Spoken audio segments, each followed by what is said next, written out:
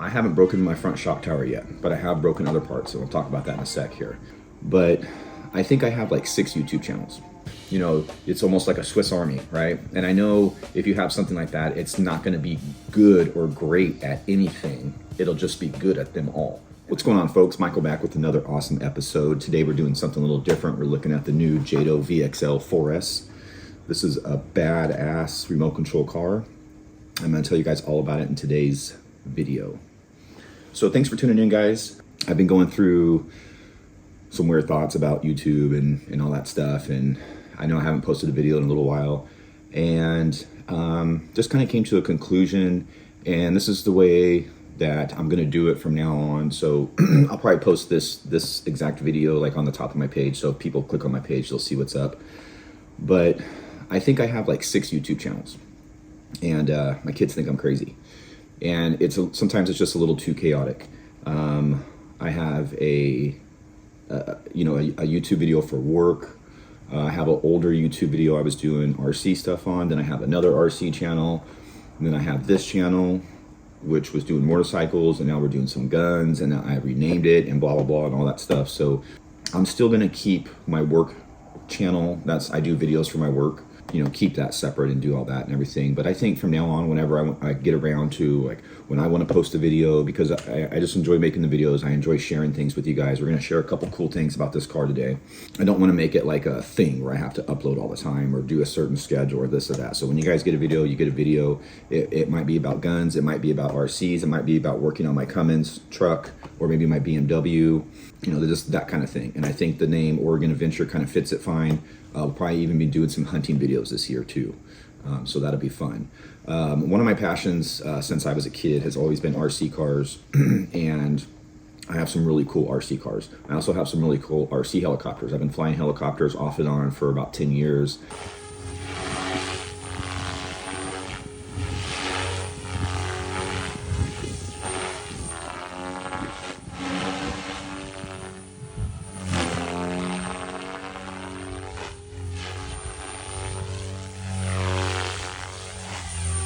I also fly remote control airplanes, which is really fun.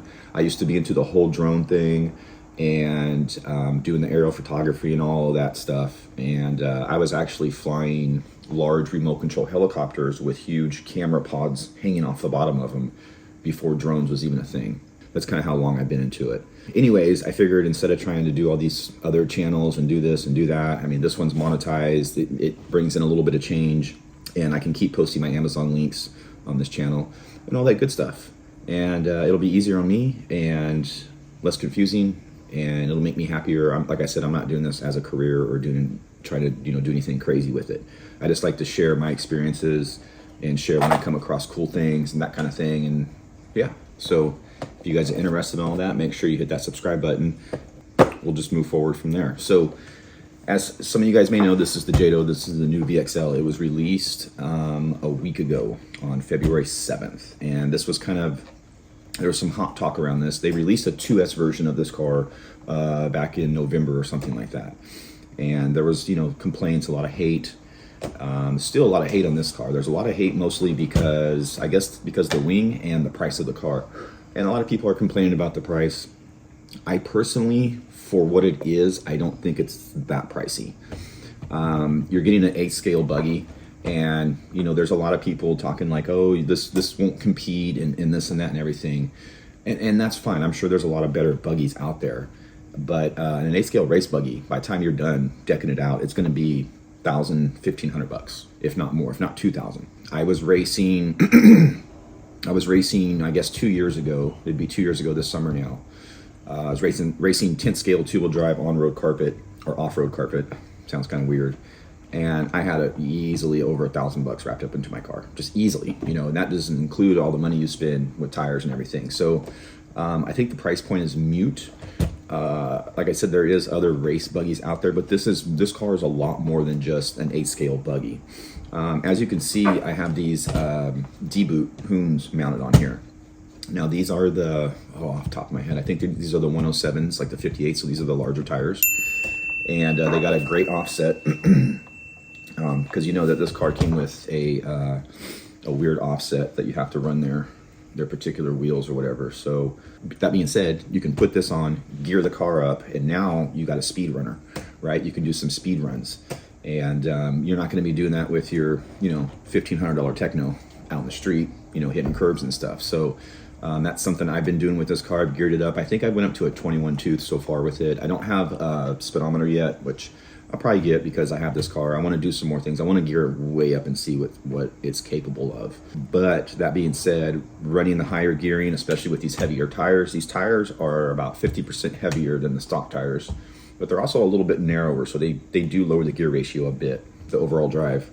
I've hit the temperature cutoff on this thing running up and down the street. So there's that. I've since put some fans on here and I changed the servo over. We'll look at that in a minute. We just hit on two cars, okay? It could be a good club racer, and there's all kinds of videos on YouTube of people club racing them. And the people that are racing them and playing with them, they're very surprised, as I was, how good this car handles. This car handles really well for what it is out of the box, okay? It's a plastic, ready to run buggy by Traxxas, and it rips. I've had it on the track, and there's no problem clearing jumps, going around the corners. I mean, it was awesome. It was an awesome experience. So yeah, there's that. Now on top of that, some people would say this is a basher. Now the front shock tower is getting a lot of hate, and some people will say this is not a basher because of this front shock tower setup. You know, I haven't broken my front shock tower yet, but I have broken other parts, so we'll talk about that in a sec here.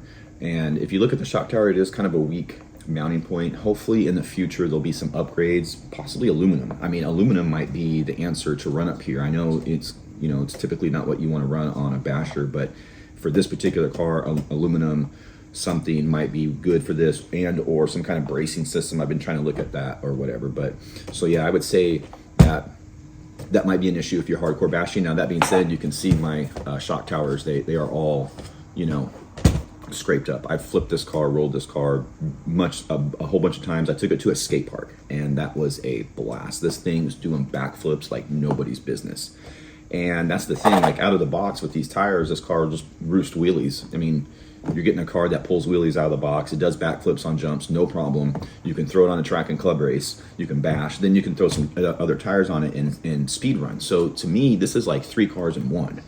On top of that, it looks amazing. Like, this car looks exceptionally. This car looks amazing with these street tires on it. I can't get over how good it looks. So it's got the looks. It's got decent performance, you know, for what it is. Like I said, it's a plastic RTR, and you can do a lot of things. It's a very versatile car. So it's a great deal. So I'm gonna pop the hood here and show you some of the things I've done to mine already, and some of the things that are coming up. I guess you can see the first thing I've done is I pulled these clips off, and I lined this section of the car with some duct tape just to help reinforce it a little bit, because after a couple runs it was rubbing through from the chassis here. So yeah, I just did that, kind of beefed it up a little bit to help it survive a little bit longer. And I think at one point I'm gonna do a body. I'm gonna probably do the old IndyCar Marlboro livery. I did that on my race buggy when I would go to the track, and it looked like the Marlboro F1 cars or whatever. It got a lot of attention. It looked pretty cool, you know, the red and white or whatever. So that kind of thing. So I'm running these smaller batteries. Now, these are the Z batteries, and I couldn't find, I was really looking for like a 4,000. I thought that was going to be ideal, especially for what I wanted to do, kind of keep it on the lighter side, not have any issues mounting the battery or whatever. I couldn't really find that with this brand. And I wasn't sure about the 5200s and this and that. It looked kind of tight. So anyways, I just went with these. These are a cheaper brand. I mean, spend a lot of money all at once trying to condense it a little bit. So you can get a pair of these, I think, for $65 or $70. I'll post a link down in the description. You get a set of them. Now, the thing about Z batteries that I've experienced, I've been running these batteries for a couple years now. I run them in my cars, my crawlers, and my airplanes, and my helicopters. Now, I never really run them down that much in the helicopter, obviously, but in some of my planes and cars, I've ran them down. Even on these, I've hit the low voltage cutoff a couple times, and I'm putting anywhere from 3850, and one of the charges got to 3935. So they're almost 4,000 milliamps, and this is typical with this brand of battery, to where if it's like say a 3,000, it's really going to be closer to like a 32 or 33. If it's a 2,500, it's going to be closer to like a 2,700 or something. It's like they build these with a little bit extra milliamps, and I'm not over discharging the battery. You know, if I pull it off and it's still hot and I put it right on the connector, it might be at like say 5%. If I let it sit for say, 20, 30 minutes, put it back on the connector, it's right at 20%. So like I said, I don't think, and the cells have never been below 3.2. So definitely not over discharging these, but you put in the milliamps back in it. So I think these are a great entry level battery, of course, especially if you're not, racing or anything. But so yeah, I got 2 of these, and I had to put the Traxxas connectors on here because I'm still running the stock Traxxas connector. And I'm doing this because of the warranty reasons. I believe this is the first car that this speed control's been on. Now, I might be wrong. You can correct me if I'm wrong. Maybe it came on the rally car. I'm not 100%. But so yeah, this 4S, there's not a lot of history with it. So going to keep this on until the warranty ends probably. And then I'll probably switch over to either the XT60s or the Deans. Typically, I use Deans in my cars and the XT60s on my aircraft. So whatever there. So the other thing I did is I put fans on it. This is one thing I recommend, especially if you guys are going to be doing speed runs. You definitely want to get some fans on it. This system runs really hot. Like I said, I've hit the thermal overload a time or 2 already. Putting these fans on, these are the high speed fans. Again, I'll put the link down in the description. And all I did is I bought the motor sink and it came with 2 fans. The motor sink doesn't fit exactly correct, but I think I might trim the edge of it off so I can get it seated on the motor better. It might get a little bit better cooling. And I just took one of the fans off, put them on the ESC, and then just scooted this one over to where it's kind of in the center. And this works great. The ESC and motor are coming back way cooler now. That's a really great thing. So the other thing I did before I even drove the car was I replaced the servo. I'm not a fan of that 2075 servo. I've been through a bunch of those over the years, and it's just one thing I typically do on like any Traxxas product I get or anything. Even on the micro crawlers, I have a handful of those TRX 4Ms, and 2 or 3 of them have replaced servos, especially mine. I put a Metal Gear in there, whatever. This servo is a really good bang for the buck. Again, I would put the link down to the servo in the description area. Now, the thing about this servo is I run the same servo on my rock crawler, and I know that's kind of weird. It has a ton of torque, but on top of that, it's kind of fast. Now, as you can see, I don't have, this is all stock at the moment except for the servo and the fans. So I'm running it at 6 volts. Now this servo at 6 volt, of course, you're not going to have any torque issues because I think it's over 250 or something at 6 volts. But the speed is a little undesirable. I think it's coming in at 6 volts around 11 or 12 tenths. But if you put it at 8.5 or 8.4 volts, you can get it close to like that 9 second. And that 9 tenths of a second or whatever, that's perfect for a basher. That's really good. I mean, you don't want to get too crazy. I had like a 0.05 tenth on my race buggy, and that was almost too fast. Like it was kind of weird. But this servo is great. It's a great upgrade. It's waterproof, blah blah blah, Metal Gear, and like I said, this is my second one of this same exact model. So highly recommend that. The parts that I broke is rear axles, and I'm gonna come out and say that I think that me breaking the rear axles is or the tires are contributing to that. So there's a little bump out in the street, and my son and I were out there playing around, and if you hit it just right, you can get the car up and just pull some crazy wheelies, and a lot of times the car will come up and bounce like this, or cartwheel. So I think with these tires, just keep this aware, if you guys put these tires on here, it comes down like this, or wants to cartwheel, and it's funny, it doesn't happen on the brake. It happens when you're like turning. So both times I was just making turns, I was kind of driving easy, and the wheel just fell off. Okay, the first time it was fine because I wasn't under power and the wheel just kind of fell off and went down. The second time it happened, I was under power and the wheel shot off across the parking lot, and it was and I lost the pin on that one too. So be aware, if you break an axle, you most likely will lose the pin, and you're for sure going to lose the hub retainer. So, and if you guys have this car and you're running it, check your hub retainers, because all mine were loose. And I thought the first time I broke the axle, I thought, oh, well, they were just loose, and it was being compounded by these wider offset tires that are heavier. It wasn't, because like 2 packs later, I broke the other side. So that's a little bit of a concern for me, but at the same time, I'm kind of bashing it hard. And you're running these wider offset, heavier tires they're really hard too. That's the thing. So, whereas these can help take some absorption or whatever. Kind of still working on that. So what I've done in the meantime is I've ordered the HD steel axles, and Traxxas is replacing both of my stock axles. So I'll have some backups, and I have the steel axles coming. Those are going to be hardened steel. The stubs should be a lot stronger, and hopefully that problem will go away running these tires. So that's one thing to keep in mind. The things that are on the way, I have orange shock towers coming for both the front and rear. I've bought the last set of orange A-arms on the internet. I can't find them. If you guys can find them or know where to get them, can you please post down below in the comments, because I can't find them anywhere. On eBay, Amazon, none of the stores have them or can order them. But I found one set. So yeah, orange. I'm getting the sway bars too. Those are available on Amazon now. I just haven't got around to buying them. But I'm gonna put the sway bars on here. I'm gonna deck it out with a little bit of orange, maybe get some orange carriers up front and that kind of thing. And then, you know, leave it alone. Like I said, I'll be experimenting with gear ratios, and the stock gear ratio out of the box is fine. It does like 40, 45 miles an hour with the stock tires on it. You might get like 40 with these tires on it, somewhere around there. Perfect for the track, perfect for, you know, bashing at the skate park or doing whatever. And like I said, if you want to do those speed runs, probably throw some fans on it and go to town.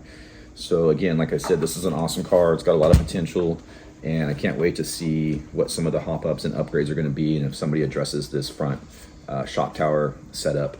Like I said, it's not the greatest, and it's very exposed. So we'll see what happens.